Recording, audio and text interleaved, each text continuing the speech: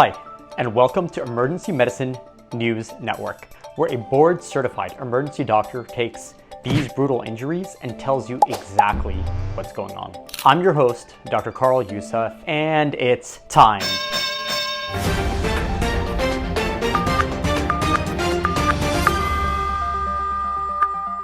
Now, I don't know about you, but I'm a big fan of my head. I like it shaped the way it is. I keep some stuff inside of it, and I'd like to keep it that way. Let's watch this clip and explain exactly what happens, and then I'll tell you what I would do if I saw this person in the emergency room. Ooh, so we see a lot of bleeding here. We want to see where it's coming from. Wow. All right, so a lot of blood there, and now we want to identify where is that coming from. Oh, okay, so we're gonna watch some fight scenes here.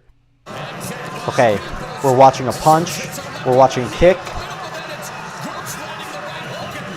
and boom, right there, we see that that injury just occurred at that forehead area over there as soon as he just got punched. And then we're gonna start seeing all the bleeding. Oh, and then we just see the guy on the top leaking blood. Pretty intense injury. Just leaking all over the mat there. And now we see that real injury, all the blood there. Let's take a look at the corner when they're in the corner, what it looks like. Ooh, big cut on the forehead there. Yikes. And they're trying to stop it. It's not gonna do much. Looks like he's got two cuts. All right. I can see what he's thinking. Let's break down that video and go through exactly what was going on there. When I see an injury like that right to the head, the first thing I'm always thinking when I see this person in the emergency room is, could this be a brain bleed? Now, what is a brain bleed? It is when you bleed inside the area of your brain that doesn't have much room. In this case, because he just got hit in the front of the forehead, he might have something called a subdural hemorrhage. That's the same as intracranial hemorrhage. It's, again, bleeding inside the brain. This can press on the brain and slowly compress the respiratory centers of the brainstem, causing coma and eventually death. So that's the big thing I'd be concerned about. This can be occult, meaning it shows up later. So even if the guy looks okay right now, this is the kind of story where you'd hear he went unconscious after the fight, maybe an hour after the fight, and he'd have to go to the ER and get checked for a brain bleed right away. What I would do for that in the ER is I would do a CT scan and make sure that we don't see any areas of bleeding there. The next thing, when somebody gets hit in the head, just like that, and you saw those cuts on the forehead, we always think, could there be a cut to the muscles? Not just the skin, but the muscles underneath the skin. That would be called the frontalis muscle. And this is important because it can affect the way your face moves, especially if the cut is horizontal across the forehead. That can lacerate or cut the muscle right in half. And that could result in somebody having an asymmetric face. So maybe one of their eyebrows doesn't go up the same. And I let go. Okay, shoots right back. Or one of their side of their forehead sags. That's not ever something that you really want to live with, especially if you're on the media a lot or taking a lot of photos. Another thing, obviously, that we all see here is a huge scar. If he doesn't have a brain bleed and he doesn't have any kind of cut to the muscle that would need to be sutured or sewed, obviously we still have to address that huge scar and we have to repair that. It's not even a regular laceration. That looks like almost a Y shape. Today, Elmo is going to show you the letter Y. What would we do there? We would take our time, give it some attention, and start suturing that up. Obviously, making sure to set some time aside for it so that it comes out looking okay. That will leave a scar because it's vertical, and that goes across the suture lines, the normal suture lines of the head. If you thought that was bad, as we go on, it gets worse. Remember in middle school picture days where everything had to be perfect? I think something is just a little bit off in this clip. Ooh, a kick right to the face there. Wow. Knocks him down, and right away, we're going to start seeing that injury. All right, so obviously there, we're looking at a major nasal injury, okay? But we're going to watch the rest of this, and then we're going to break this down. Venom Page improving to 19 and does not look good. So what is going on here? When I see an injury like that, somebody like that where you walk into my emergency department, obviously the first thing I'm thinking is, of course he's got a nasal fracture. He's got a nose fracture. But what it could be more than that. Very important to remember that it's not just the nose, there are other bones in the face. The biggest ones would be the ones behind the nose and around the rest of the face, and these are the ethmoid and maxillary sinuses. Now, these are hollow areas inside your head. Hello? Hello? Anybody home? That allow for the humidification of air, lubrication of the nose, and they deal with pressure. And that's why somebody can feel very stuffy when they have a viral illness or a cold. If those are fractured, obviously those can open somebody up to infection. There'll be a lot of pain there and bleeding in those sinuses. And of course, with somebody like this, we definitely want to make sure there aren't any other facial fractures of the zygomatic bone, of the orbital bones around the eyes. If you fracture any of these orbital bones or get any bleeding inside of the eye, that can also cause blindness.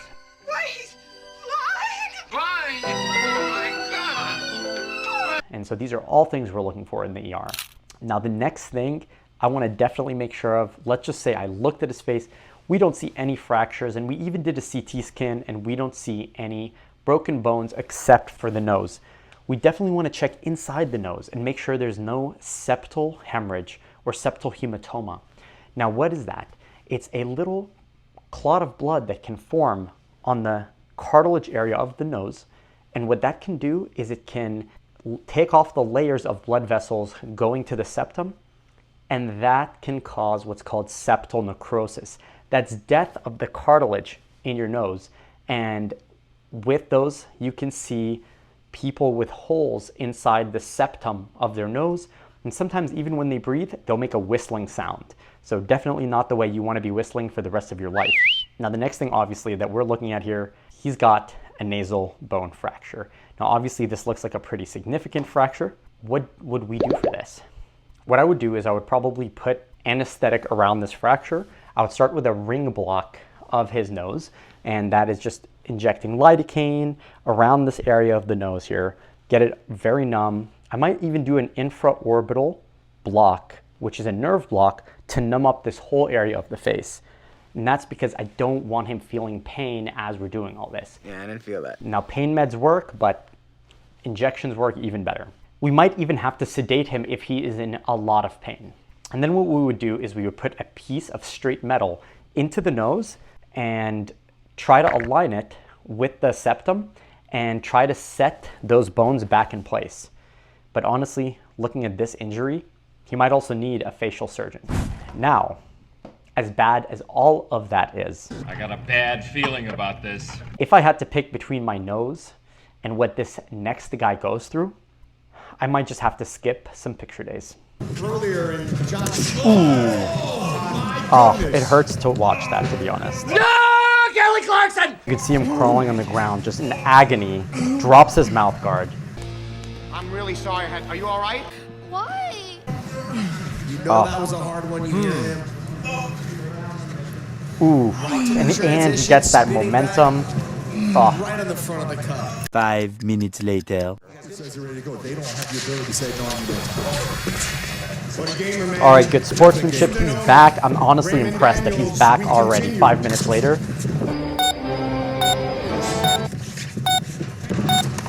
Ooh. Oh, and this time you see him in a lot more pain. Okay, he's just trying to do anything to distract himself. Hitting the ground, crying. That'll make a grown man cry any day. Ooh. That was so clear. I know. That was horrible. That was just, I feel You can hear that audio. You can just hear him crying. So it's over. Now, let's unfortunately talk about that injury. We obviously saw how hard he was kicked right to the testicles, and that is gonna be brutal. Now I'm gonna go from least to most concerning here. The least thing that can be happening to this guy is just a testicular contusion. And that is just what is called a testicular bruise. It is just some damage superficially of the tissues of the testicle, and that alone will have you on the ground rolling. Now it could even get worse. What we can have is a testicular rupture. Now that is when the testicle loses its internal composure. Yikes. What is that? That's when the components of the testicle actually come out of the testicle. Not good. And definitely we want to make sure that that's not happening with him. What else could happen with this guy is a testicular hemorrhage. Now when you hit something hard enough, it can start bleeding inside. And that bleeding can do a few things. In this case, it can put pressure on the testicle. Terrific pressure is building up behind the blockage, therefore cutting off its own blood supply and basically strangling the testicle, and that would kill off the testicle. In a best case scenario, the testicle bleeds and stops on its own, but in a worst case, we'd definitely be worried about this guy's future reproductive ability. You are not the father! What would I do in the ER to find out what's going on? If it's obvious and the story makes sense, myself or another emergency doctor might just know by looking at it. We might see that bruising and we might see that bleeding. A lot of the time, we're gonna end up getting what's called a testicular ultrasound, and this is gonna show us if there's any bleeding inside the testicle. But hey, if we're really worried, we're definitely calling a surgeon to take you right to the operating room. Those were tough to watch, but sometimes you just can't turn away and you need some answers. For more medical explanation videos just like this, hit the subscribe button and hit it hard. Don't worry. If you hit it too hard, I'll see it in the ER. If you've seen a brutal injury or medical condition and want me to break it down, put the link in the comments. This has been your host, Dr. Yousef, and I'll see you on the next episode of Emergency Medicine News Network. Signing off.